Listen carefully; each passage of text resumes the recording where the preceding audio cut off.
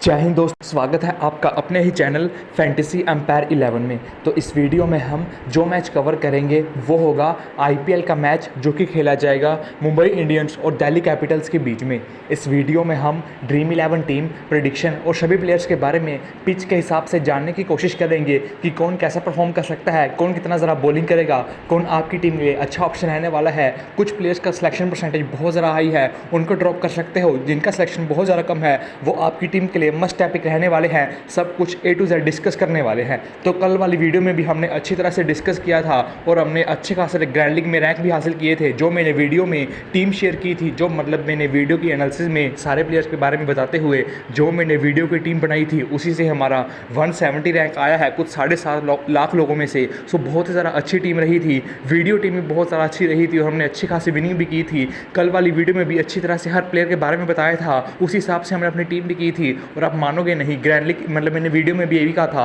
कि आप मैक्सवेल और कैमरन ग्रीन दोनों को ड्रॉप कर सकते हो ग्रैंड लीग में और दूसरे प्लेयर्स को कंसीडर कर सकते हो। यही अगर आपने किया होगा तो आपकी सीधी ग्रैंड लीग विन है, क्योंकि आप देखोगे मैक्सवेल और कैमरन ग्रीन दोनों ने बिल्कुल भी पॉइंट नहीं दिए हैं। अगर आपने उनकी प्लेयर से मोहम्मद सिराज और यश दयाल को लिया है जो कि एक एक विकेट ले गए हैं, तो सीधा आपकी ग्रैंड लीग विन थी। मैंने साफ साफ बताया भी था ये वीडियो में, तो वीडियो आपके लिए बहुत ज़्यादा हेल्पफुल रहती है। कल वाली वीडियो टीम से ही हमने अच्छी खासी विनिंग करी है और उसमें अगर हम 2 चेंज कर देते जो मैंने वीडियो में बताया भी था, तो हमारी सीधी ग्रैंड लीग विन थी। तो इस वीडियो में भी हम अच्छी तरह से डिस्कस करने वाले हैं। तो ये मैच मुंबई और दिल्ली के बीच में रहने वाला है। मुंबई के होम में मतलब वानखेड़े में मैच खेले जाने वाला है। सबसे पहले हम बात करते हैं पिच के बारे में। अगर पिच के बारे में देखोगे, वानखेड़े की विकेट आपको सभी को पता है कैसी होती है। बैटिंग के लिए बहुत ज़्यादा अच्छी रहती है, बैटिंग पैराडाइज रहता है। यहाँ पर अच्छे खासे रन बनते हैं, 190-200 रन तो ईजिली बन जाते हैं और वो चेस भी होता है। लेकिन यहाँ पर स्विंग भी रहती है इनिशियल मोमेंट्स में। लेकिन ये शाम का गेम नहीं है, ये दोपहर का गेम है। सो दोपहर का गेम है तो मुझे चांसेस थोड़ा कम लग रहा है कि स्विंग होगा। स्विंग तो ज़रूर होगा, लेकिन as compare to night matches के हिसाब से दोपहर के मैच में कम स्विंग होने वाला है। स्पिनर्स को कुछ ज़्यादा सपोर्ट मिलता नहीं है, थोड़ा बहुत टर्न मिलता है, लेकिन इस मैच का जो बाउंड्रीज है वो थोड़ा छोटा है। ग्राउंड का बाउंड्रीज मतलब छोटा है, तो जो बैट्समैन का मिस हिट होता है वो भी कई बार बाउंड्री चला जाता है। तो उस हिसाब से बैटिंग के लिए अच्छा खासा विकेट रहने वाला है। जब थोड़ा स्विंग होता था वो भी शाम के मैचेस में होता था, तो दोपहर का मैच है तो स्विंग भी थोड़ा कम रहने वाला है। पेसर्स को सपोर्ट थोड़ा और कम हो गया है, बाउंड्री शॉट होने के कारण स्पिनर को भी सपोर्ट कम मिलता है। तो उस हिसाब से बिल्कुल ही बैटिंग पैराडाइज है। आपको अपनी टीम में most of the time batters को ही कंसीडर करना है, लेकिन आप क्वालिटी बॉलर्स को तो फिर भी अपनी टीम से बिल्कुल भी ड्रॉप नहीं कर सकते हो। मेनली जो डेथ ओवर में बॉलिंग करते हैं वो कभी भी विकेट लेके जा सकते हैं। और अगर दोनों ही टीम्स के बारे में देखोगे, दोनों ही टीम्स का फॉर्म कुछ खास अच्छा नहीं चल रहा है। दोनों ही टीम्स में प्लेयर भी कुछ खास इंप्रेसिव नहीं है, उनका परफॉर्मेंस भी कुछ खास अच्छा नहीं है और इजीली हार भी जा रहे हैं। देखते हैं इस मैच में टीम्स कैसे परफॉर्म करने लगी हैं। बहुत ज़्यादा बड़ी अपडेट है, स्काई वापस आ चुके हैं। मोस्ट प्रोबेबली नमन धीर बाहर जाने वाले हैं और स्काई तो पक्का खेलने ही वाले हैं। वर्ल्ड नंबर 1 T20 बैटर भी हैं, सभी को पता है कैसे प्लेयर हैं। स्काई के बारे में तो बताने की ज़्यादा जरूरत नहीं है। सो ओवरऑल आपको पिच के बारे में मतलब बता दिया है। बैटिंग के लिए अच्छी खासी विकेट है, बैटिंग पैराडाइज है। जो इनिशियल में स्विंग को सपोर्ट मिलता था पेसर्स को, वो भी दोपहर के मैच में थोड़ा कम मिलने वाला है। स्पिनर्स को भी थोड़ा कम सपोर्ट मिलता है, तो उस हिसाब से बिल्कुल ही बैटिंग पैराडाइज रहने वाला है। अब हम वीडियो का मेन पार्ट करते हैं, पूरी लॉजिकल एनालिसिस करने वाले हैं कौन से प्लेयर को हमको अपनी टीम में क्यों कंसीडर करना है। सबसे पहले हम स्टार्ट करते हैं विकेट कीपिंग सेक्शन से। ऋषभ पंत के बारे में बात की जाए, प्लेयर सबको पता है कैसे हैं। थोड़ा इंजरी के बाद कम बैक कर रहे हैं, मतलब जो एक्सीडेंट हुआ था उसके बाद कम बैक कर रहे हैं, तो फॉर्म थोड़ा अच्छा नहीं चल रहा है। लेकिन लास्ट 2 मैचेस में 50 मारा है, लेकिन जो वो 50 आया था जब बिल्कुल ही मैच से आउट हो गई थी दिल्ली, तब हिटिंग करने लगे थे, तब आया था। लेकिन हमें तो फैंटेसी व्यू से मतलब है, मतलब फैंटेसी पॉइंट ऑफ व्यू से मतलब है, हमें फैंटेसी का पॉइंट मिला था। हमारे लिए वही बहुत ज़्यादा बढ़िया बात है। विकेट कीपिंग कर रहे हैं, आपको विकेट कीपिंग से पॉइंट देने वाले हैं, आपकी टीम के लिए अच्छे खासे ऑप्शन रहने वाले हैं। आपको एक मैच याद होगा, बुमराह की क्या गंदी धुलाई की थी ऋषभ पंत ने उस मैच में। 71 रन का कुछ नॉक खेला था सिर्फ 29 बॉल्स में, अच्छी खासी नॉक खेली थी एमआई के खिलाफ वो मैच में। सो दिल्ली के लिए ऋषभ पंत अच्छा खासा परफॉर्मेंस पुटअप करते हैं, एमआई के खिलाफ भी अच्छा खासा परफॉर्मेंस पुटअप करते ही हैं। सो आपकी टीम के लिए बड़ी ऑप्शन रहने वाले हैं। बैटिंग विकेट है, विकेट कीपिंग से भी आपको कभी पॉइंट लेके जा सकते हैं, तो मस्ट टॉपिक रहने वाले हैं, जरूर कंसीडर करना है। अगर आप देखोगे मिडिल ऑर्डर में आते हैं, मिडिल ऑर्डर में तब उनकी गेंदबाजी मोस्ट प्रोबेबली पीयूष चावला कर रहे होंगे, बाकी प्लेयर्स कर रहे होंगे। मतलब इनके जो मेन बॉलर्स हैं मुंबई के, बुमराह जैसे, कोर्से जैसे, वो बॉलिंग नहीं करने वाले हैं, तो उनका दूसरे का फॉर्म कुछ खास इंप्रेसिव नहीं चल रहा है, तो ऋषभ पंत उनको इजीली धुलाई कर सकते हैं। तो ऋषभ पंत अगर आपको पता ही है कि मारने पे आते हैं तो बाउंड्रीज मारते हैं, तो आपको बाउंड्रीज के पॉइंट मिलते हैं और आपको स्ट्राइक रेट के पॉइंट मिलते हैं, तो उस हिसाब से आपकी टीम के लिए अच्छे खासे ऑप्शन रहने वाले हैं, जरूर कंसीडर करना है। अब बात की जाए ईशान किशन के बारे में, ओपनिंग करने वाले हैं, परफॉर्मेंस कुछ खास इंप्रेसिव नहीं रहा है, लेकिन इनका head to head number Delhi के सामने बहुत ज़्यादा इंप्रेसिव है। अगर किसी टीम के खिलाफ ये परफॉर्म किए हैं पूरी आईपीएल में मिलाकर दिल्ली के खिलाफ ही किए हैं, दिल्ली को बहुत ही ज़्यादा मारते हैं, तो आपकी टीम के अच्छे खासे ऑप्शन रहने वाले हैं। विकेट कीपिंग करने वाले हैं तो आपको इजीली पॉइंट्स भी देने वाले हैं वहाँ से, तो आपकी टीम के लिए सेफ ऑप्शन आने वाले हैं, ज़रूर कंसीडर करना है। दोनों ही टीम्स का बॉलिंग कुछ खास इंप्रेसिव नहीं चल रहा है तो आप कंसीडर कर सकते हो। आप अगर दिल्ली की बॉलिंग देखो, कोई भी कुछ खास प्लेयर नहीं है।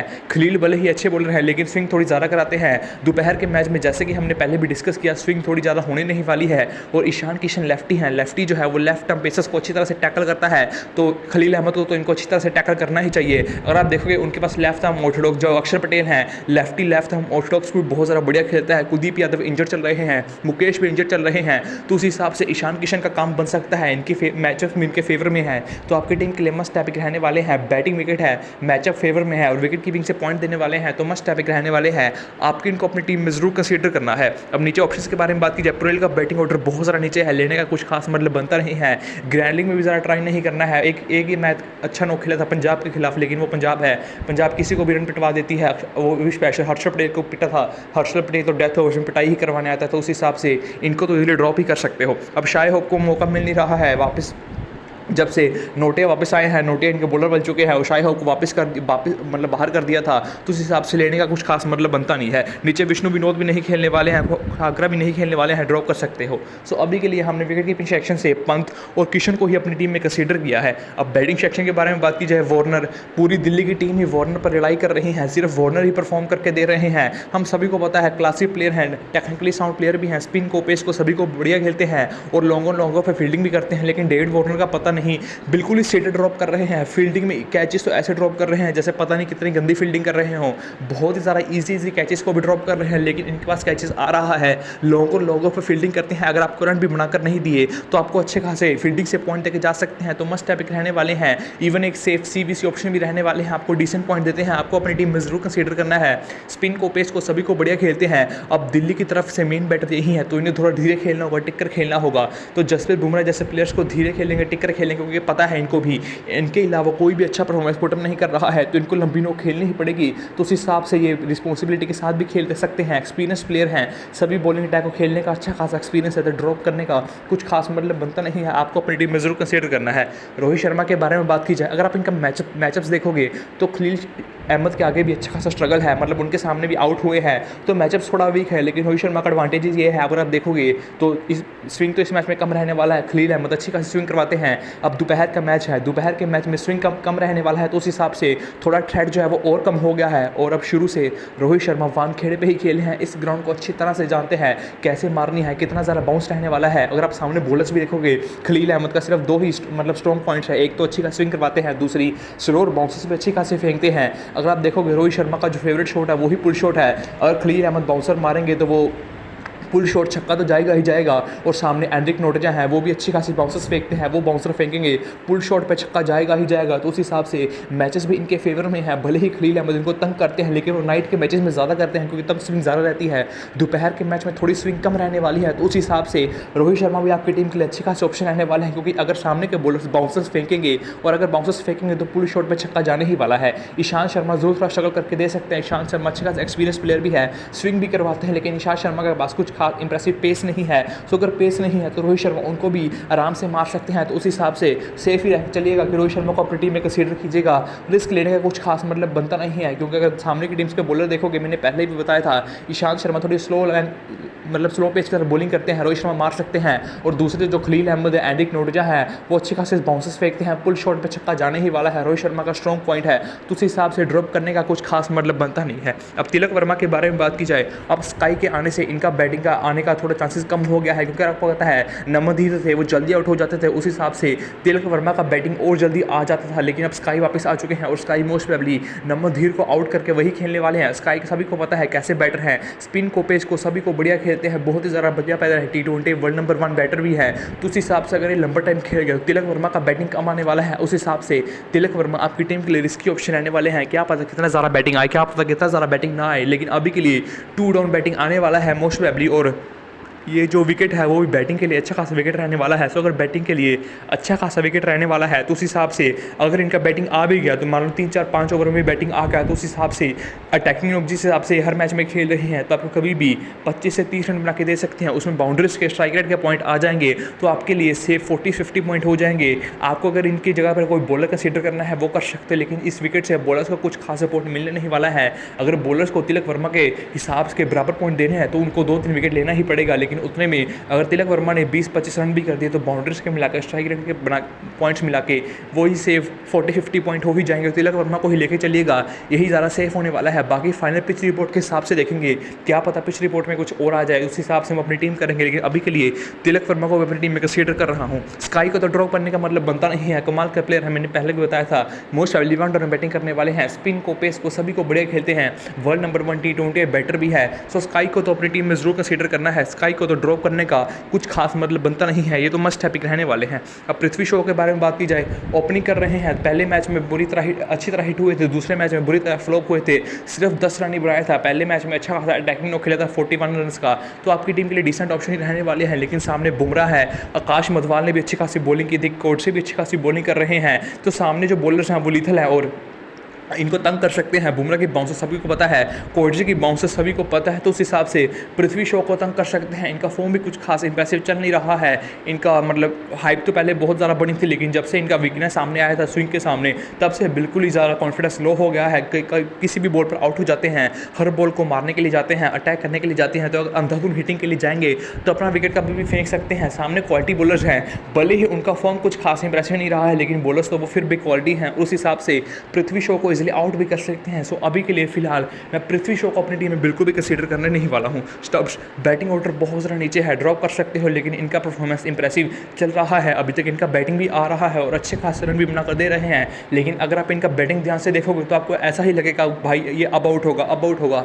बिल्कुल भी रन नहीं बनाएगा, लेकिन रन बना रहा है। जब ये मैंने पिछले मैच में इनका बैटिंग देखा था, अच्छे बैटर तो है, ऐसे T20 में अच्छी खासी बैटिंग करते थे लीग में, तभी मैंने इसको अपनी टीम में कंसीडर किया था। लेकिन जब मैंने इन्हें लास्ट मैच में इनका बैटिंग देखा तो बिल्कुल ही ऐसा लग रहा था कि भाई इस बॉल पे आउट होगा, इस बॉल पे आउट होगा, बिल्कुल भी अच्छा नहीं खेल रहे थे। रन भले ही बनाया था, लेकिन फिर भी मुझे कुछ खास इंप्रेसिव बैटिंग लगी नहीं थी, तो उस हिसाब से इनको मैं अपनी टीम में कंसीडर करने नहीं वाला हूँ। IPL में बहुत ज़्यादा गंदा खेल रहे हैं, रन्स भले ही बना रहे हैं, लेकिन फिर भी मुझे इनका बैटिंग कुछ खास इंप्रेसिव नहीं लगा था। जैसे ऐसे T20 लीग में खेलते थे वहाँ तो बहुत ज़्यादा बढ़िया हिटिंग करते, लेकिन यहाँ पता नहीं IPL का प्रेशर है, ये सामने अच्छे खासे बॉलर्स हैं, रन भले ही बना रहे हैं, लेकिन बैटिंग उस लेवल का नहीं दिख रहा है और बैटिंग ऑर्डर भी नीचे है, इसलिए इनको टीम में कंसीडर नहीं करने वाला हूँ। टीम डेविड कमाल के हिटर है, अगर मुंबई पहले बैटिंग करती है तभी ग्रैंडिंग में ट्राई करना है, क्योंकि बैटिंग ऑर्डर बहुत ज़्यादा नीचे है। क्या पता कितना ज़्यादा बैटिंग आए, क्या पता कितना ज़्यादा बैटिंग ना आए, लेकिन अगर इनको 2-3 ओवर भी खेलने को मिल गया तो इतनी ज़्यादा अटैकिंग इंटेंट के साथ खेलते हैं कि आपको 15-20 बॉल में ही 40 से 45 रन बना के दे सकते हैं। उस हिसाब से आपकी टीम के लिए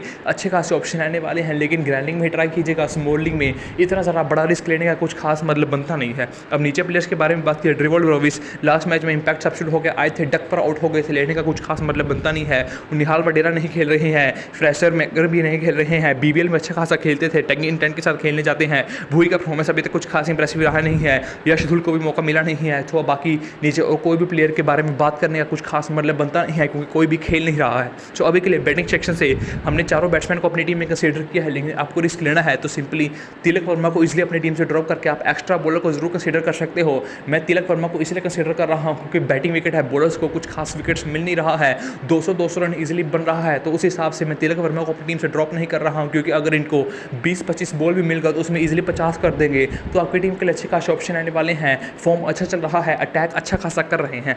ऑलराउंडर्स के बारे में बात की जाए, हार्दिक पांड्या को ड्रॉप करना नहीं है, बैटिंग कर रहे हैं, बॉलिंग कर रहे हैं, लेकिन अब इन्होंने बैटिंग ऑर्डर अपना बहुत ज़्यादा नीचे शिफ्ट कर दिया है, बहुत ज़्यादा लेट बैटिंग करने आ रहे हैं। तिलक वर्मा के भी बाद ही बैटिंग करने आ रहे हैं और टीम डेविड से ऊपर बैटिंग करने आ रहे हैं। सो जहां पर प्लेयर 1 डाउन 2 डाउन खेलता था उस हिसाब से 3 डाउन 4 डाउन चला गया है, तो बैटिंग थोड़ा कम आ रहा है। बॉलिंग से भी 2-3 ओवर ही करते हैं, ज़्यादा विकेट टेकिंग बॉलर भी नहीं लग रहे हैं, मतलब ज़्यादा ले में भी नहीं लग रहे हैं, तो CBC ज़्यादा ट्राई मत कीजिए। लेकिन फिर भी अभी के लिए मस्ट टॉपिक रहने वाले हैं, ड्रॉप करने का तो सवाल पैदा होता नहीं है, लेकिन फिर भी CBC ज़्यादा ट्राई मत कीजिएगा। अभी के लिए मैं इनको अपनी टीम में तो जरूर कंसीडर करूंगा, लेकिन जिस हिसाब से अपने आप को बैटिंग में डिमोट कर दिया है, बॉलिंग पावर प्ले में बॉलिंग करने आते हैं, पावर प्ले में सामने अच्छे खासे बैटर्स हैं, तो विकेट लेने का चांसेस थोड़ा कम है, तो उस हिसाब से इनको अपनी टीम से सीवीसी ट्राई नहीं करूंगा, लेकिन कंसीडर ज़रूर करके चलूंगा। मिचेल मार्श बहुत ज़्यादा अनलकी रहे हैं, हर मैच में स्टार्ट मिल रहा है लेकिन 2-3 चौके लगाने के बाद आउट हो रहे हैं। लास्ट मैच में 0 पे आउट हो गए थे। शॉट वो भी बहुत ही ज़्यादा बढ़िया खेला था, पूरी टाइमिंग के साथ खेला था, लेकिन अनफॉर्चुनेटली फील्डर के हाथ में मार दिया था। इस सीज़न ऐसा ही खेल रहे हैं, थोड़े अनलकी रहे हैं, हर शॉट को फील्डर के हाथ में ही मार रहे हैं और अपनी विकेट फेंक दे रहे हैं। और दिल्ली के लिए अगर आप देखोगे तो कुलदीप यादव भी इंजर्ड है, मुकेश कुमार भी इंजर्ड है, तो उस हिसाब से मिचेल मार्श को अच्छी खासी बॉलिंग भी मिल रही है, 3 से 4 ओवर बॉलिंग भी कर रहे हैं। अगर इस मैच में भी ऐसा ही रहता है कि मुकेश कुमार और कुलदीप यादव इंजर्ड रहे तो इनको भी 3 से 4 ओवर मिल सकता है। उस हिसाब से आपकी टीम के लिए कैप्टनसी के अच्छे खासे ऑप्शन आने वाले हैं, क्योंकि अगर आप देखोगे ये बैटिंग तो अच्छी खासी कर रहे हैं, बॉल की टाइमिंग भी अच्छी खासी कर रहे हैं, लेकिन थोड़े अनलकी रह रहे हैं और सीधा फील्डर के हाथ में बॉल मार रहे हैं, यही दिक्कत है। नहीं, अभी के लिए मस्ट हैपिक रहने वाले हैं। अगर लाइनअप से आगे के बाहर हम देखते हैं कि अभी भी फिट नहीं है, मुकेश कुमार नहीं खेलेंगे, कुलदीप यादव नहीं खेलेंगे, तब तो मैं इनको ही अपनी टीम का कैप्टन करने वाला हूं, क्योंकि तब ये 3 से 4 ओवर बॉलिंग भी कर रहे हैं। बॉलिंग में भले ही बहुत सारा गंदी धुलाई करवा रहे हैं, बिल्कुल विकेट नहीं ले पा रहे हैं, लेकिन फिर भी 3 से 4 ओवर बॉलिंग करेंगे, 1 रन बैटिंग करेंगे, तो सबसे ज़्यादा सीवीसी के बढ़िया ऑप्शन मिचेल मार्श ही रहने वाले हैं। अब अक्षर पटेल के बारे में बात की जाए, मस्ट हैपिक है, 4 over bowling most of the matches में कर ही रहे हैं। अगर 4 ओवर नहीं तो 3 ओवर तो करने ही वाले हैं, सो 3-4 ओवर करेंगे। और जैसा इनका दिल्ली का बैटिंग ऑर्डर उस हिसाब से इनका बैटिंग भी आ ही रहा है, तो कभी भी लास्ट में अगर आपको रन बना के दे सकते हैं तो मत सेफ ही रह के चलिएगा, इनको अपनी टीम में कंसीडर कीजिएगा। बैटिंग बॉलिंग दोनों से पॉइंट लेके जा रहे हैं, तो अभी के लिए मैं इनको अपनी टीम में ज़रूर कंसीडर करूंगा, क्योंकि दोनों ही डिपार्टमेंट में मुझको कंट्रीब्यूशन करके दे रहे हैं। नमनधीर के बारे में बात की जाए, अगर ये बाहर जाएंगे तभी सूर्य कुमार यादव मुंबई में आने वाले हैं, तो मोस्ट ऑफ ये खेलने नहीं वाले हैं, इनको आप अपनी टीम से इजीली ड्रॉप कर सकते हो। नीचे नबी को मौका मिल नहीं रहा है, कुमार भी कुछ खास इंप्रेसिव प्लेयर नहीं है, शेफर्ड अच्छे प्लेयर हैं, एक मैच में एज ए इम्पैक्ट प्लेयर आए थे, अच्छी खासी नोक खेली थी, लेकिन बार में इनका यूज़ नहीं किया गया। ललित यादव भी अभी तक दिल्ली ने मौका नहीं दिया है। लास्ट 2 सीजन में ललित यादव ने अच्छे खासे मैचेस खेले थे, लेकिन अभी तक ललित यादव को भी कुछ खास मौका मिला नहीं है दिल्ली के लिए। सो ऑलराउंडर्स में अभी के लिए मैंने सिर्फ 3 ऑलराउंडर्स को ही कंसीडर किया है। मिचेल मार्श की कैप्टनसी उनको ही डिपेंड करेगी, मुकेश कुमार कुलदीप यादव खेलते हैं कि नहीं, वो आपको टेलीग्राम पर ही मिलने वाला है अपडेट सारा, आपको डिस्क्रिप्शन में सारे लिंक्स मिल जाएंगे। अब बात करते हैं बॉलिंग सेक्शन के बारे में। जो मुंबई के 2 मेन बॉलर्स हैं, बुमराह और कोटसे, दोनों को भी ड्रॉप करने के बारे में सोच रहा भी नहीं है। बुमराह सभी को पता है वर्ल्ड क्लास बॉलर है, चाहे जब बॉलिंग दे दो, स्टार्ट में बॉलिंग दे दो, मिडिल ओवर में बॉलिंग दे दो, डेथ में बॉलिंग दे दो, विकेट्स लेके ही जाते हैं, मस्ट हैपिक रहने वाले हैं। बुमराह को तो ड्रॉप करने का बिल्कुल भी मतलब बनता नहीं है, और ये तो वानखेड़े पे मैच रहने वाला है, वानखेड़े पे तो बुमराह अच्छी खासी विकेट्स लेते ही हैं, तो मैं बुमराह को तो अपनी टीम से बिल्कुल भी ड्रॉप करने नहीं वाला हूँ। और इवन सीवीसी के बड़े ऑप्शन आने वाले हैं। मुंबई पहले इनिंग में बैटिंग करता है, तब भी आप अपनी टीम में सीवीसी ट्राई कर सकते हो, क्योंकि तब मुंबई अच्छे खासे रन बना के दे सकता है। और अगर दिल्ली पे प्रेशर रहेगा तो बुमराह को विकेट फेंक सकते हैं, और अगर मुंबई पहले इनिंग में बॉलिंग करता है तो 2 ओवर डेथ में करने आएंगे, डेथ में कभी विकेट लेके जा सकते हैं, अच्छी खासी बाउंसर्स फेंकते हैं, अच्छी खासी यॉर्कर्स भी फेंकते हैं, स्लोअर वंस का भी अच्छा खासा प्रयोग करते हैं, तो आपकी टीम के लिए मस्ट हैव रहने वाले हैं। सीवीसी के भी बड़े ऑप्शन रहने वाले हैं, चाहे जोन सी मर्जी इनिंग हो। नोटिया के बारे में बात की जाए, बॉलर बहुत ज़्यादा बढ़िया है, डेथ में बॉलिंग कर रहे हैं, विकेट टेकिंग बॉलर है, लेकिन उतनी ही ज़्यादा पिटाई भी करवा रहे हैं। इनका जो मेन अगर आप देखोगे स्ट्रेंथ है वो शॉर्ट पिच बॉल्स हैं। अगर इनिशियल ओवर में शॉर्ट पिच बॉल्स करेंगे, रोहित शर्मा को पूरे शॉट पे छक्का खाएंगे ही खाएंगे। स्काई को देखोगे, अगर आप शॉर्ट पिच बॉल करोगे, स्काई भी 360 प्लेयर हैं, तो कमाल का पीछे शॉट मारते हैं, वो भी बहुत ज़्यादा पिटाई करने ही वाले हैं।